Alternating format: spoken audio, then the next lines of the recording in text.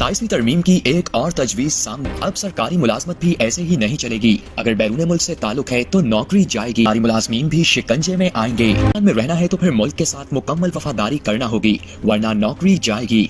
बिस्मिल्लाहिर्रहमानिर्रहीम, अस्सलाम वालेकुम। आप देख रहे हैं एम्प्लॉयज़ टीवी। अभी आपने एक वीडियो देखी जिसमें सरकारी मुलाजमीन के हवाले से बड़ी बात की गई थी कि 27वीं तरमीम की एक और तजवीज़ सामने आ गई। सरकारी मुलाजमीन को बड़ा धचका और वो ख़बरदार हो जाए, होश उड़ा देने वाली तरमीम जो थी वो उसमें पेश कर दी गई। इसमें 2-3 चीज़ें बड़ी ज़बरदस्त किस्म की थी।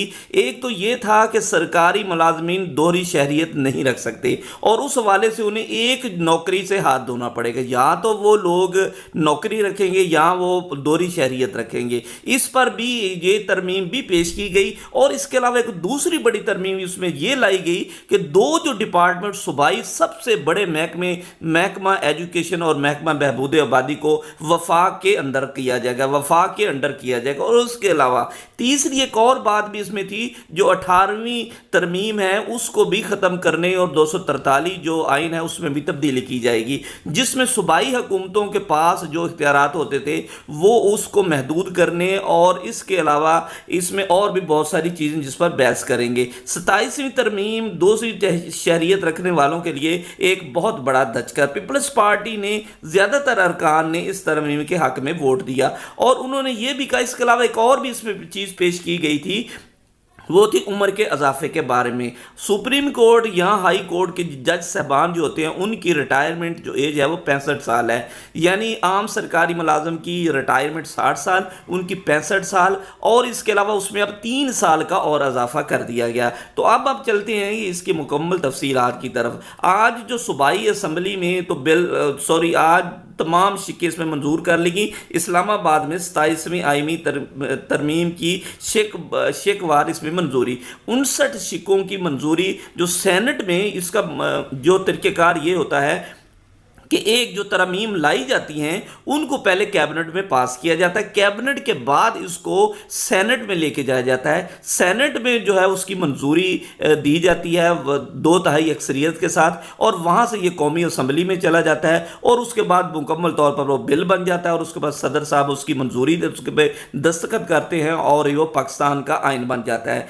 59 शिक्कों की मंजूरी के लिए 64 अरकान ने वोट डाला। कुल 96 अरकान थे जिसमें बाकी पीटीआई के अरकान थे जिन्होंने वोट नहीं डाला और वो उसका बाइकाट कर गए, और 64 अरकान ने 1/3 अक्सरियत के साथ इसका जो तो इसको मंजूरी दे दी। चीफ ऑफ आर्मी स्टाफ जो है, चीफ ऑफ डिफेंस फोर्सेस भी इसमें होंगे। 27वीं तरमीम जो है सेनेट से मंजूर कर ली गई, और ये तरमीम जो थी वो जो वज़ीर कानून थे आज़म तारड़ साहब उन्होंने पेश की, और सेनेट में जो चेयरमैन थे यूसुफ गिलानी उन्होंने उस पर वोटिंग करवाई। 27वीं तरमीम की एक और तजवीज़ सामने आई, सरकारी मुलाजमीन शिकंजे में आ गई, और इसके बारे में आप पहले भी सुन चुके हैं, दोबारा भी बता दूं कि अब उन्होंने कहा कि अगर एक सरकारी पब्लिक होल्डर बंदा या कौमी असम्बली का मेंबर या सूबाई असम्बली का मेंबर दोहरी शहरियत नहीं रख सकता, दोहरी शहरियत रखने की सूरत में पाकिस्तान या किसी बाहर मुल्क की नेशनलिटी उसके पास है, तो उस सूरत में उसको एक नेशनलिटी रखनी पड़ेगी,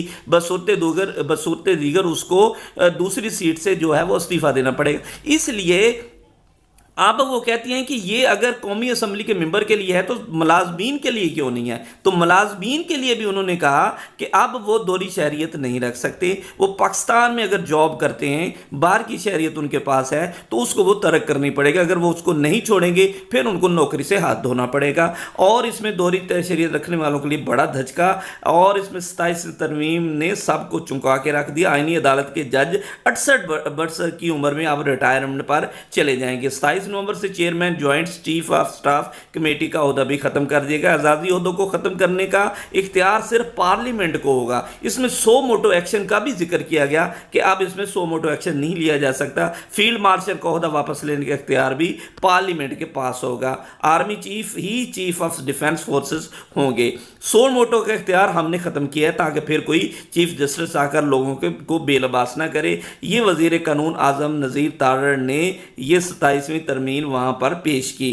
وزیر قانون نے بل باقاعدہ طور پر وہ جو تھا اس کو پیش کر دی، جس میں جو 243 تھا آئین، اس کو تبدیلی کے حوالے سے بھی بہت ساری باتیں، اور اس میں خاص طور پر 2 ڈپارٹمنٹ، میں آپ کو پھر بتاتا چلوں کہ 2 ڈپارٹمنٹ جو تھے اس میں خاص طور پر جو محکمہ ایجوکیشن اور محکمہ صحت بہبود آبادی کو وفاق کے اندر کر رہے ہیں، یعنی انڈر وفاق کے اندر، یعنی اس میں ضم کرنے کا بھی اس میں ترمیم جو تھی وہ سامنے لائی گئی۔ اب یہ دیکھتے ہیں کہ اس میں کیا اصلاحات ہوتی ہیں، کیا ہوتا ہے، اور اگر یہ اتنا بڑا ڈپارٹمنٹ ایجوکیشن کے ہزاروں لاکھوں کے ملازمین بہبود آبادی اور اس کے ہیں، اور اس کو اگر وفاق کے انڈر کر دیا جاتا ہے تو ان کے لیے میرا خیال ہے کہ جو حالات پنجاب میں آج کل محکمہ ایجوکیشن یا صوبائی محکموں میں ہیں، تو اس میں بہت زیادہ بہترین ملازمین کو بھی اس میں بہت بڑا ریلیف ملے گا، اور اس طریقے سے اس ڈپارٹمنٹ میں بہت زیادہ بہتری آئے گی۔ Thanks for watching.